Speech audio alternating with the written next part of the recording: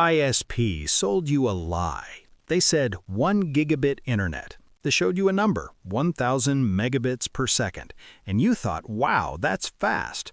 Here's the thing, that number is not your speed, it's your lane width, and that lane, you're sharing it with every single person on your block during Netflix hours. You think gigabit means you download files at a gigabyte per second. Wrong. That's megabits, not megabytes.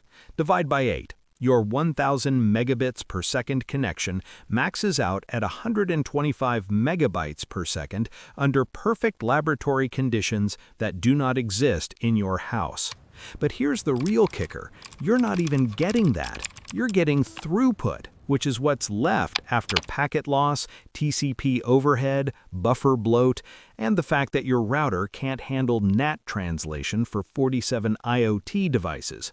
Your speed test shows 940 megabits per second because it's synthetic. Your actual file download, 12 megabytes per second, because the server is rate limited, because your HDD can't write faster, because physics. The internet isn't fast, it's frantically retransmitting until something gets through. Type 1, dial-up connection. The marketing lie, connect to the internet from anywhere with a phone line.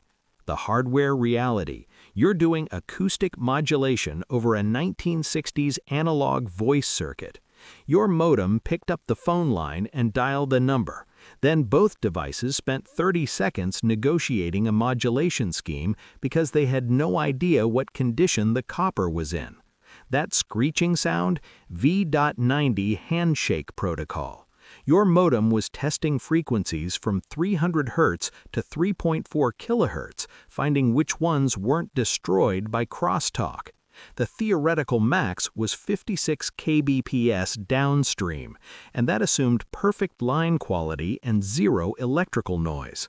In the real world, you got 26 to 33 kbps because your neighbor's washing machine introduced harmonics, because the phone company's switch was 4 miles away and attenuation is logarithmic, because you were converting digital data into sound and hoping.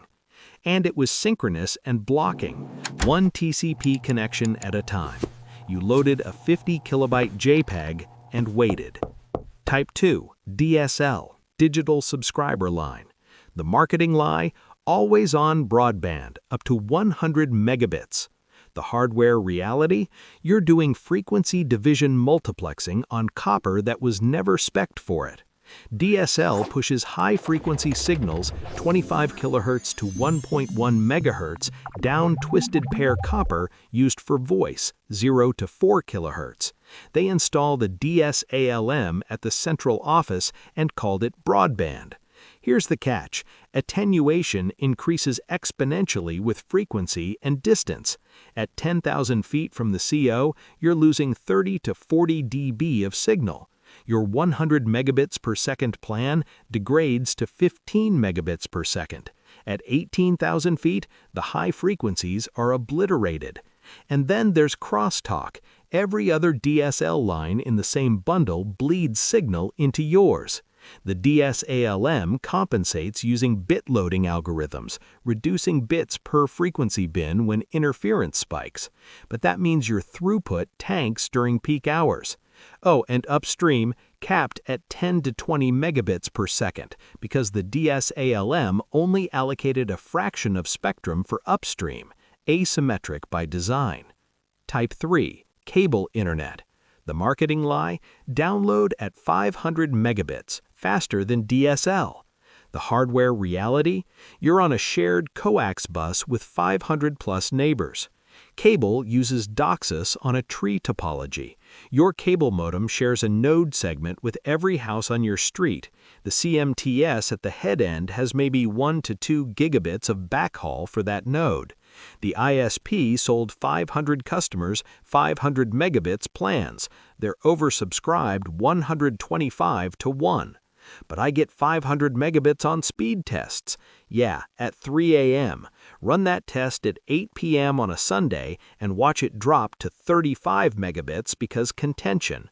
And cable is half duplex at the physical layer. Downstream and upstream share time slots. When you upload, your download pauses.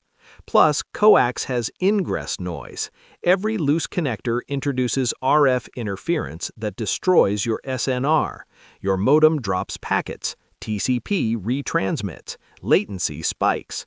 Type 4. Fiber optic internet.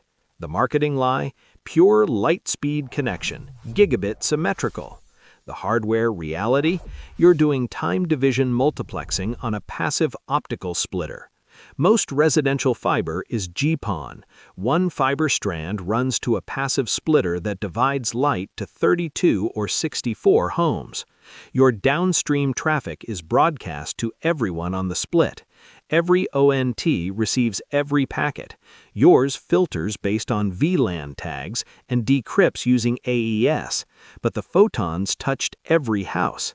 Upstream is TDMA. Your ONT gets microsecond time slots to transmit. If 32 people upload simultaneously, you're fighting for bandwidth maps managed by the OLT. And fiber has loss, 0.3 dB per kilometer from Rayleigh scattering. After 20 kilometers, you need amplification. After 40 kilometers, you need dispersion compensation, because different wavelengths travel at different speeds and your bits smear together. But yeah, symmetric gigabit. When it works, it's beautiful. Type 5. Satellite internet. The marketing lie: internet anywhere, global coverage. The hardware reality: you're bouncing RF signals 35,786 kilometers into space, and the speed of light is your enemy. Geostationary satellite has a minimum 477 millisecond round-trip latency. Add processing delays, and you're at 600 to 800 millisecond ping times. TCP hates this. TCP slow start assumes packet loss means congestion, but satellite has packet loss from rain fade. Water absorbs Ku band and Ka band frequencies. Your throughput collapses when it drizzles. Starlink changes this. LEO satellites at 550 kilometers drop latency to 20 to 40 milliseconds, but now you're dealing with Doppler shift and handoffs every 4 minutes as satellites pass overhead. Still better than geostationary, but it's not fiber. Type 6. Mobile broadband, 4G/5G. The marketing lie: 5G is faster than your home internet. The hardware reality: you're sharing 20 megahertz of spectrum with 500 people per cell. 4G LTE, OFDMA gives each user specific subcarriers, but you're sharing. One tower handles maybe 150 megabits aggregate. Stadium fills, everyone gets 0.5 megabits because the backhaul is saturated. 5G millimeter wave, gigabit speeds using 28 gigahertz spectrum. Problem: millimeter waves don't penetrate walls, absorbed by rain, by leaves, by your hand. You need line of sight. And all cellular has buffer bloat. The tower buffers packets, creating 200 to 500 milliseconds of queuing latency under load. Plus, unlimited data has deprioritization at 50 gigabytes. Type 7. Fixed wireless broadband. The marketing lie: wireless broadband without the phone line. The hardware reality: point-to-point RF links in unlicensed spectrum competing with every microwave oven in a 10-mile radius. Fixed wireless uses a roof antenna aimed at a tower, transmitting at 2.4, 5, or 24 gigahertz. It's long-range Wi-Fi with directional antennas. Weather attenuation: rain absorbs microwave frequencies. At 24 gigahertz, heavy rain adds 10 to 15 dB of loss. Your 10 megabits link drops to 10 megabits. Spectrum crowding: unlicensed bands. Every neighbor's Wi-Fi creates co-channel interference. When SNR tanks, throughput collapses. It works in rural areas, but it's fragile. Type 8. ISDN. The marketing lie: digital clarity, twice the speed of dial-up. The hardware reality: circuit-switched TDM, paying per channel for obsolete technology. ISDN gave you two 64 kilobits per second B channels. You could bond them for 128 kilobits total. Why it failed? Cost, build per channel. Circuit switched, required call setup for every connection. Distance limitations, 18,000 feet max from the CO. By the time ISPs deployed it, cable and DSL were already shipping. ISDN died by 2005. Here's the thing, the internet should not work. We're pushing signals through copper from 1962, splitting light through glass among 64 homes using nanosecond time slots, bouncing radio through rain around buildings into your pocket, and reconstructing video calls. It works because of decades of error correction. Read Solomon codes. LDPC codes recover data below the noise floor. TCP retransmits 7 times if needed. BGP reroutes around failures in milliseconds. We built redundancy until the failure rate dropped below what humans notice. But the physics is still there. The crosstalk, the attenuation, the oversubscription.